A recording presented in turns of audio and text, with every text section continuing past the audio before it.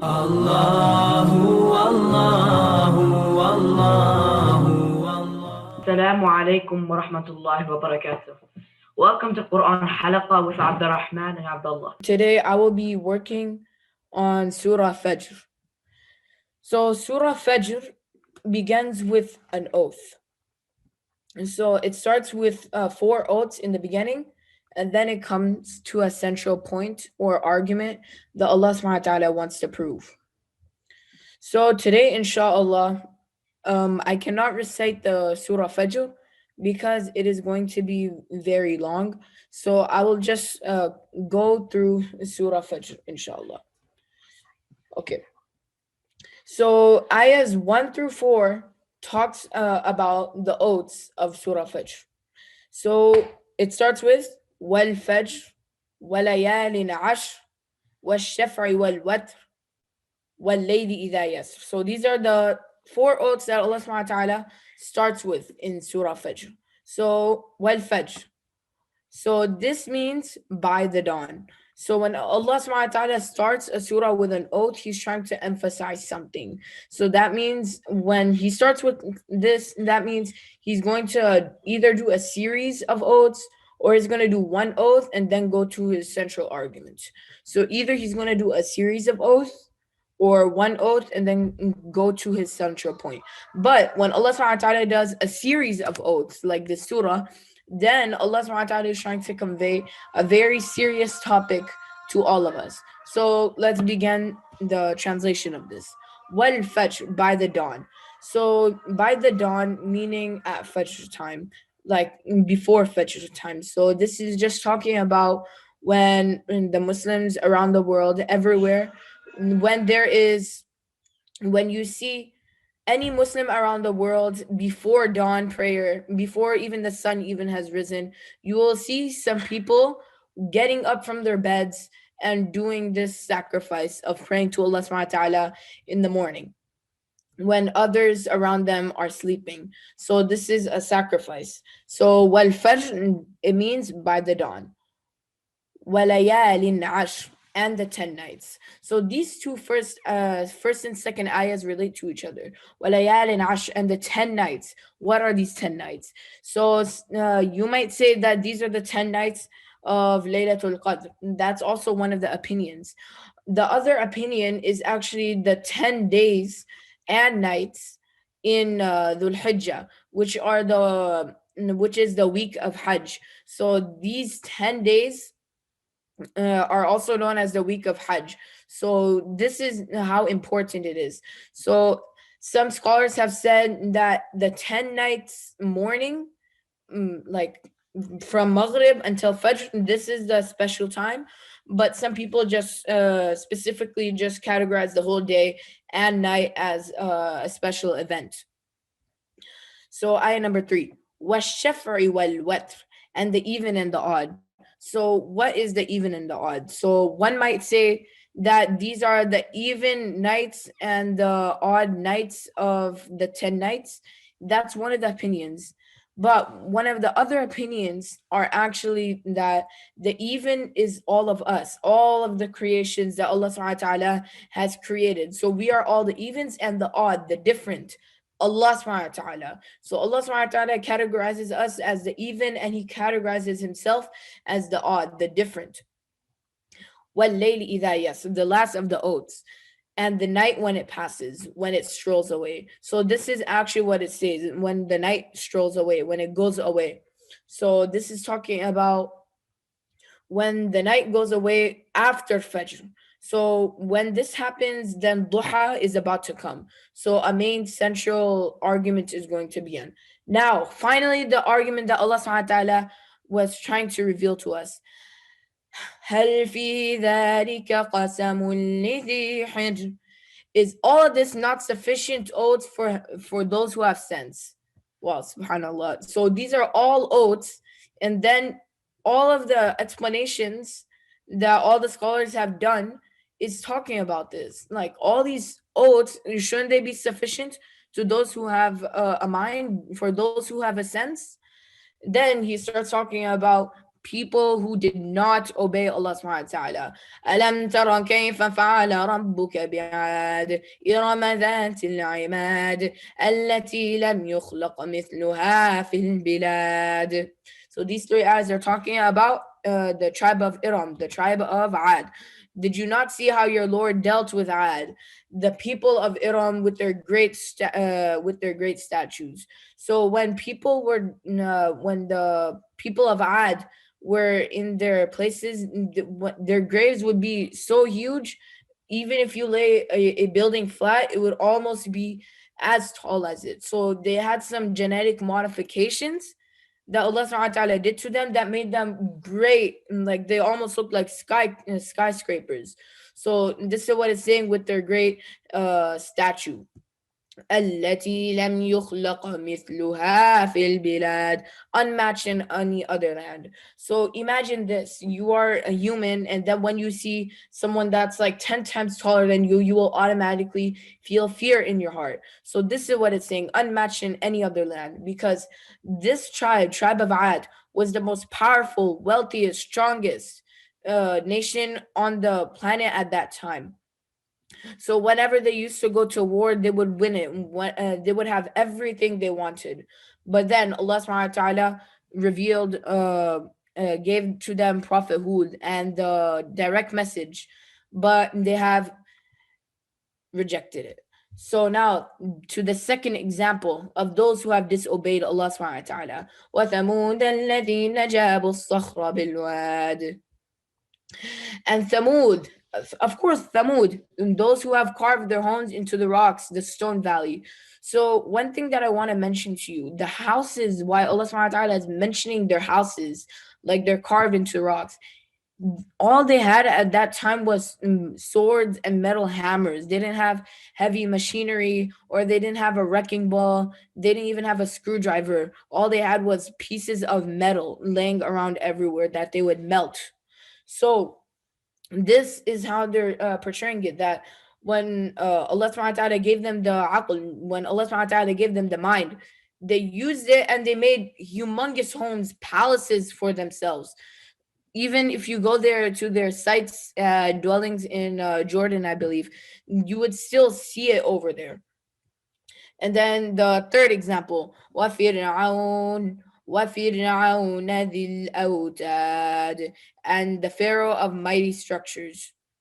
So this is the last of examples. Of course, every one of us has heard of Fir'aun and Musa, and how Fir'aun has rejected the message with a lot of power. So next ayah, الَّذِينَ طَغَوْا فِي الْبِلَادِ, and all three of these tribes have transgressed through the lands. Wherever they went, and they did not spread peace. When Ad went, they did not spread peace. When Thamud went, they did not spread peace. When Fir'aun spread, he did not give peace around the lands. فَأَكْثَرُوا فِيهَا الْفَسَادِ, spreading much corruption everywhere. فَصَبَّ عَلَيْهِمْ رَبُّكَ سَوْطَ عَذَابٍ, so your Lord unleashed on them a scourge of punishment, meaning that Allah subhanahu wa ta'ala sent punishment equally to them at different levels. So Allah subhanahu wa ta'ala did not send one punishment and one same type of punishment. Just to show Allah subhanahu wa ta'ala's power, he sends three different types of punishments for three different tribes that are completely different. For Fir'aun, he was drowned in the Red Sea. For Ad, they were blown away by air. And then Thamud, they had an earthquake, and all of their city structures had fallen. إِنَّ رَبَّكَ لَبِالْمِرْصَادِ, for your Lord is truly vigilant. فَأَمَّا الْإِنسَانُ إِذَا مَا ابْتَلَاهُ رَبُّهُ فَأَكْرَمَهُ وَنَعَّمَهُ فَيَقُولُ رَبِّي أَكْرَمَنِ. Now, whenever a human being is tested by their Lord through his generosity and blessings, they boast, my Lord has honored me. So now this is just showing when Allah subhanahu wa ta'ala sends you a blessing, do not say this and that. Yes, look at me and look at you. Look where you are and look where I have come upon. This is not good. This is called boasting, and this is what Allah subhanahu wa ta'ala is mentioning in Surah Al-Fajr, ayah 15, that you should not be doing this. In ayah 16, and it goes upon this. وَأَمَّا إِذَا مَبْتَلَاهُ فَقَدَرَ عَلَيْهِ رِزْقَهُ فَيَقُولُ رَبِّي أَهَانَنِ. But when he tests them by limiting all their blessings and their provision, they will protest and they'll say, my Lord has humiliated me. See, look at this. At 1 second, they're like saying, yes, Allah subhanahu wa ta'ala has honored me so much. And then when Allah subhanahu wa ta'ala takes away the blessing, then they will say, my Lord has humiliated me. So one thing that I want to mention, I also mentioned this when I was doing Surah Al-Duha, that whenever you are in a difficult time like this, when Allah subhanahu wa ta'ala takes away a blessing from you, health, money, or etc., you should always remember the previous blessings that you had and the blessings that you have right now. Just remember that you have a car, that you have a home, a warm home, and that you are not suffering. So you have to remember your blessings in order to be grateful. كلا بل لا تكرمون اليتيم. Absolutely not. In fact, you are not even gracious to the orphan. So this person who is boasting and protesting, they're saying, yes, I'm so grateful. Yes, I'm very grateful. Then Allah subhanahu wa ta'ala is saying, absolutely not. No, you are not. In fact, you are not even gracious to an orphan, a person who doesn't even have parents. ولا تحاضون على طعام المسكين وتأكلون التراث أكلا لما. Nor do you urge one another to feed the poor, and all you do is devour others' inheritance greedily. So this is just going on to show that he's saying he's grateful, but he's doing all these other stuff that's proving that he's not grateful at all. He's saying, Allah subhanahu wa ta'ala is saying that you're not even gracious to an orphan, you don't take care of an orphan, you don't feed the poor, and whenever you take money, you take it greedily, and you do not spend it in the name of Allah or help people with it. You just spend it for yourself. And وَتُحِبُّونَ الْمَالَ حُبًّا جَمًّا. And the love of wealth, and for the love of wealth. One of the major tests in this dunya is, one of them is your wealth. Your wealth can either lead you to Jannah or Jahannam.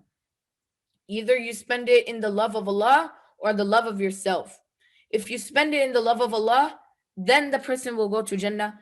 And if the person will not spend it according to the proper provisions, then they will not end up in a good situation on the day of Yawm al-Qiyamah. كلا إذا دكت الأرض دكا دكا. Then Allah subhanahu wa ta'ala addresses another point, another argument that he wants to mention. He says, enough, kalla. When the earth is entirely crushed over and over. He's talking about the misery that we will all be feeling on Yawm al-Qiyamah. Ya Allah, protect us all from this final day. Ameen. وَجَاءَ رَبُّكَ وَالْمَلَكُ صَفًّا صَفًّا. And your Lord comes to judge with the angels, rank upon rank, صَفًّا. So this is just showing that the angels will be descending from the heavens in front of Allah subhanahu wa ta'ala, guarding him and lifting his throne. And then all of us will be just standing in one single file, waiting for our judgment to come. Ya Allah, on the final day, give all of our books in the right hand. Ameen. وَجِيءَ يَوْمَئِذٍ بِجَهَنَّمَ يَوْمَئِذٍ يَتَذَكَّرُ الْإِنسَانُ وَأَنَّى لَهُ الذِّكْرَى. And then the hellfire, which has been chained, will be brought forth in front of everyone on that day, when every disbelieving person will remember all their sins that they have did. But what is the use of remembering then? So at this time, the disbelievers will be saying, Allah subhanahu wa ta'ala, give me a chance. I know the truth now. I'll go back. Send me for a few minutes and I'll make it up to you. Allah subhanahu wa ta'ala cannot do that. He has to be fair with everyone. He's al-adl. He's the just. So Allah subhanahu wa ta'ala keeps everyone, and then the disbelieving person will just keep on remembering and then um fearing on what Allah subhanahu wa ta'ala will do to them. يقول يا ليتني قدمت لحياتي. And then they will cry, they will go on their knees and they will say, I wish I had sent forth something good for this life, the true life, meaning the hereafter. So this is just an ayah that will just that's just telling us that we should do our best in this life to make our life better in the hereafter. Because see, look, these people, the disbelieving people on the day of judgment, they'll be crying and then saying, I wish I had did something good. I wish I had done something brilliant that would lead me from Jahannam to Jannah. So فَيَوْمَئِذٍ لَا يُعَذِّبُ عَذَابَهُ أَحَدٌ. On that day, he will punish them severely like no other. So Allah subhanahu wa ta'ala is showing his rage upon these disbelieving people. وَلَا يُوثِقُ وَثَاقَهُ أَحَدٌ. And bind them tightly like no other. And it's not like our knots where we do one simple knot or our shoelace knot. Allah subhanahu wa ta'ala will tie them in such a unique way that they cannot even move any limb. يا أيتها النفس المطمئنة. Allah will say to the righteous, oh tranquil soul, oh peaceful soul. So Allah subhanahu wa ta'ala has already punished the disbelievers and they're sitting in hell. Then Allah subhanahu wa ta'ala addresses those who have believed and those who have done their part of their job in this life. He's going to be calling them. He's going to be saying, ارجعي إلى ربك راضية مرضية. Return to your Lord, come to your Lord, and he is well pleased with you and well pleasing to him. So this is just telling us how joyful the believer will be on that day when he's going to be announced, you will be entering Jannah. So they will be running to their Lord. They'll say, فَادْخُلِي فِي عِبَادِي. So join my servants, all of those who have already entered Jannah. وَادْخُلِي جَنَّتِي. And enter my paradise. So these last three ayahs of Surah Al-Fajr are one of my most favorite ayahs. Like, it is so powerful. ارجعي إلى ربك راضية مرضية. Return to your Lord. He loves you. He's well pleased with you. Yes, come join my servants. Please join my servants. Enter the paradise. So Allah subhanahu wa ta'ala is like almost begging his servants, please enter, please enter.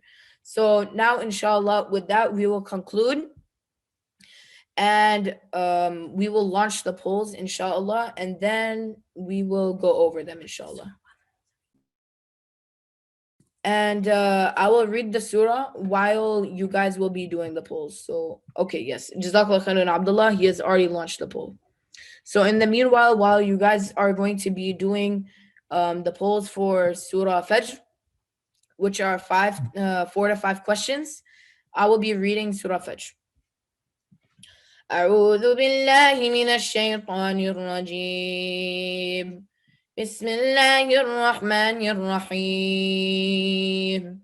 والفجر وليال عشر والشفع والوتر والليل إذا يسر هل في ذلك قسم لذي حجر ألم تر كيف فعل ربك بعاد إرم ذات العماد التي لم يخلق مثلها في البلاد وثمود الذين جابوا الصخر بالواد وفرعون ذي الأوتاد الذين طغوا في البلاد فأكثروا فيها الفساد فصب عليهم ربك سوط عذاب إن ربك لبالمرصاد فأما الإنسان إذا ما ابتلاه ربه فأكرمه ونعمه فيقول ربي أكرمن وأما إذا ما ابتلاه فقدر عليه رزقه فيقول ربي أهانن كلا بل لا تكرمون اليتيم ولا تحاضون على طعام المسكين وتأكلون التراث أكلا لما وتحبون المال حبا جما كلا إذا دكت الأرض دكا دكا وجاء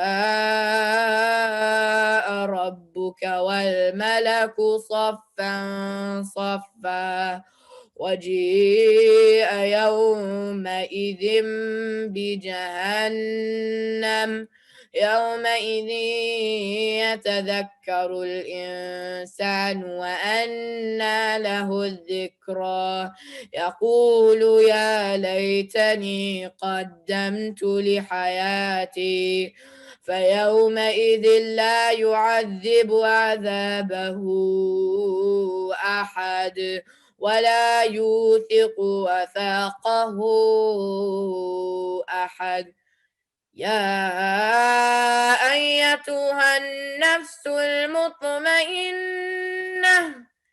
ارجعي إلى ربك راضية مرضية فادخلي في عبادي وادخلي جنتي. Jazakallah khair Abdurrahman for this recitation. And inshallah, we will end the pause inshallah in 3 minutes at 6:05 inshallah. So you have 3 minutes to finish answering the polls. Okay, since me and Abdullah just checked, a majority of the people have already answered it. There's only 2 people left. So inshallah, just to wrap up the meeting, inshallah, we will go over the answers, inshallah. Question number 1. What does Surah Fajr mean? The dawn, the sky, the moon, the even, or the odd? So the correct answer, which everyone has got right, is the dawn. Surah Fajr means the dawn. Number 2. Allah subhanahu wa ta'ala mentions 4 tribes whom he punished in Surah Fajr. Find the name of at least 3 tribes whom he punished. So this is a multiple choice question. So the options are the people of Nuh alayhi salam, Ad, Bani Israel, the people of Isa alayhi salam, Thamud, and the people of Iram. So the correct answers for this question is Ad, Bani Israel, and the people of Iram and Thamud. So just to make it clarified, Ad and Iram are both the same thing. They're both the same names. They're both the same tribes. Bani Israel was under Fir'aun's command, and Thamud is Thamud. Question 3. What will the people who will be going to Jahannam say? It's okay. I will survive this time. It's only for a short time. I will go back to the dunya and live my life again. If only I had more time for good deeds. So the correct answer, which everyone has got here, is the last answer choice. If only I had more time for more good deeds. So they will be crying in front of Allah subhanahu wa ta'ala on their knees on the last day, saying, just give me a chance. I wish I had done this. Okay. So question 4. What will Allah subhanahu wa ta'ala call the soul of a good person? Useless, okay, not too good, not too bad, or crazy? Peaceful or peaceful of tranquil? So the correct answer is peaceful. So it could be peaceful or tranquil. So this answer choice is the correct. Okay, now the last question, which is a little bit tough. At the beginning of the surah, Allah subhanahu wa ta'ala swears by some things. Choose 3 options below, which Allah subhanahu wa ta'ala swears at the beginning of the surah. So there's going to be 3 option choices and it's multiple choice. So the sky and the earth, the moon as it passes, the heavens, all of its creations, 10 days, and dawn. So the correct answer here is the moon as it passes, all of its creations, the 10 days, and the dawn. So Allah subhanahu wa ta'ala refers to us as the evens. I said that all of his creation are related to his evens, and the moon as it passes, I mentioned that at the beginning, I think in ayah 3. So, or ayah 4, sorry. وَاللَّيْلِ إِذَا يَسْرَ, as the night as it passes, and the first 10 days, or the first 10 days of Dhul Hijjah, that is وَلَيَالٍ عَشْرٍ, the 10 nights. There's a little bit confusion. It could be the 10 nights or the 10 days. So both are correct. And the dawn, Allah subhanahu wa ta'ala swears by in the first ayah, saying Wal-Fajr, by the dawn. So Jazakumullah khairan for everyone answering the polls today.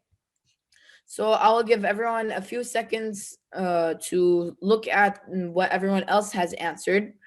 And then we will move on to the concluding dua by Abdullah. Okay. So Jazakumullah khairan for everyone attending today for Surah Fajr and Abdullah's 99 names of Allah, Al-Mu'min. So inshallah, please come next time for Surah Ghashiyah, which is going to be done by Abdullah, and I'll be doing the 99 names of Allah. So Abdullah, can you please do the concluding dua? So I just want to make a quick note before I say the concluding dua. Inshallah, whenever we have a longer surah, me and Abdurrahman will recite the surah during the polls time. So when you guys are answering the question, me and Abdurrahman will recite the surah. So now inshallah, I'll say the concluding dua. سبحانك اللهم وبحمدك أشهد أن لا إله إلا أنت أستغفرك وأتوب إليك أعوذ بالله من الشيطان الرجيم بسم الله الرحمن الرحيم والعصر إن الإنسان لفي خسر إلا الذين آمنوا وعملوا الصالحات وتواصوا بالحق وتواصوا بالصبر سبحان ربك رب العزة عما يصفون وسلام على المرسلين والحمد لله رب العالمين. Allah